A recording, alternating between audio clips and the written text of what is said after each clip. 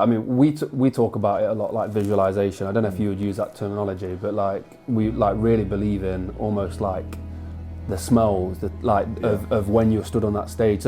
So World's Strongest Man, obviously there's this big thing about winning World's Strongest Man. So if you could talk about that, it would be amazing. But have you been there yet, like in your head, like holding that trophy?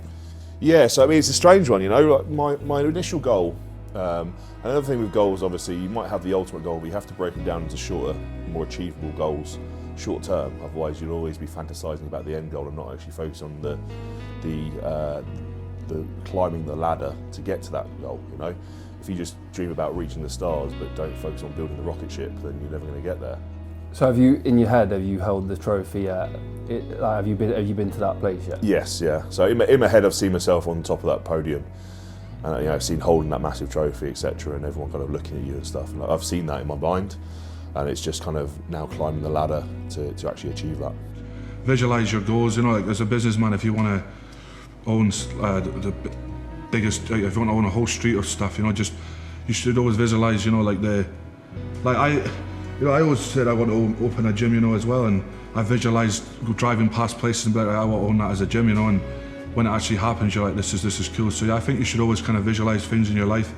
I'm always kind of, just the way I am, I'm always kind of visualizing, not just in the gym, you know, out the gym as well, what can I do to improve myself, you know, visualizing if it's a task I've got to go in front of me. Even going on trains, I'm like visualizing the best routes, you know, I'm always kind of visualizing the route before I do it and stuff. So yeah, I'm always having that in my back of my mind. So I think it's an amazing tool for success. Yeah. Visualizing what you're trying to achieve. Yeah, 100%. It's like you've already had it. Yeah, that's kind of the bittersweet thing. You've already had it, but you've not had it. So but you're more confident you're going to get it because you know exactly their plan to do it. You know. So when you finally do achieve something you visualized, we spoke about this as well. You know what it feels like to have as well. So when you broke your record, you already knew what it felt like to have that record, right? Yeah, I mean, yeah, because obviously you have the King of Stones title, you know, it comes a lot of pressure, you know, and you have to, like I said, prove it. So yeah, doing that 265, it wasn't I visualised, obviously out there I was wanting a 256, but I was training to visualising for a 280, you know, 285 already. So I was like, yeah, 265's all right, you know, just walk off and do it again. But you know, it's not being cocky, it's being confident and humble, and that's what the difference is, being cocky and confident. I was confident, I was there for a reason, you know, I visualised, even before I stepped on the plane, what I needed to do. Every day I was in my head just going over and over and over, and sometimes panicking, going like, am I visualising this too much? But it was what I did. And then, you know, broke the record, came back here, said to them, let's do the 286, same again. As soon as the stone landed in my gym, I was visualising it every day, like, you know, I know what to do, and it's worked since, so yeah. How does someone actively do work on visualization?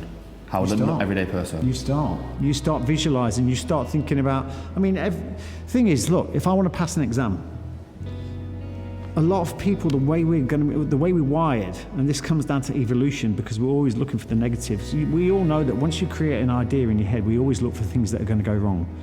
We don't sit there and focus about how great it's going to be when we get that. Whether that's starting a new business, relationship, whatever it is, whether it's taking your exams, you always think about the panic of not passing, the panic of what could go wrong, and that's what we end up visualizing. You know what I mean? And it's about just changing that energy to be more positive. So really, the thing is with this, you'll get so many people that disbelieve and will never engage in it. But when they do it once, they only need a little taste. And once they've got a little taste to know that this stuff really does work, that will change their life forever. You know, you guys must know yourself that happens. You know, once you get a taste that this stuff works, it's contagious, like you wouldn't believe.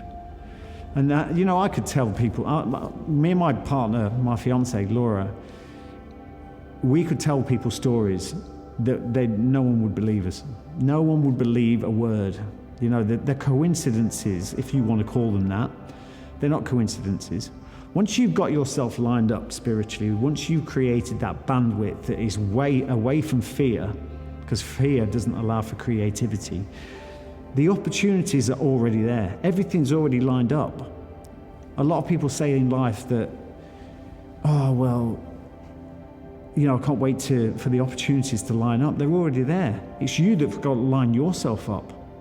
And that's when you come from a place of belief and when you're not living in a state of fear. And unfortunately, at the moment, it's amplified at the moment, fear is driving society.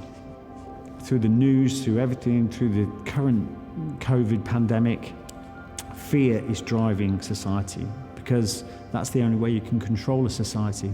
We live in a state, you look at the news, you look at the newspapers, everything is fear.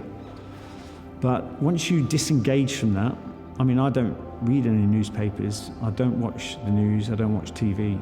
If I do watch TV, it's something very specific, you know, a film or whatever. But I'm very conscious about the content that goes into here. And really, you know, once people have a taste of visualization, you know, I do online courses where I get people to sit down and meditate. For me, meditation, again, people think, how can this guy from the Special Forces meditate? That's Glastonbury hippie stuff. Meditation for me is my focused attention at an intention. It's my moment for me to visualize, create calmness in here, and be able to visualize on what I want. Okay, and once I learn to create that stillness of mind, it allows that clarity of vision to what I want. Our heads have 70,000 thoughts, probably more, going round each day. Now, if you don't focus on something that you want out of that 70,000 thoughts, you're going to end up with a load of crap that you don't want. And that's the problem with people. They allow the 70,000 thoughts just to be like this washing machine of ideas, and they don't define what they want in life.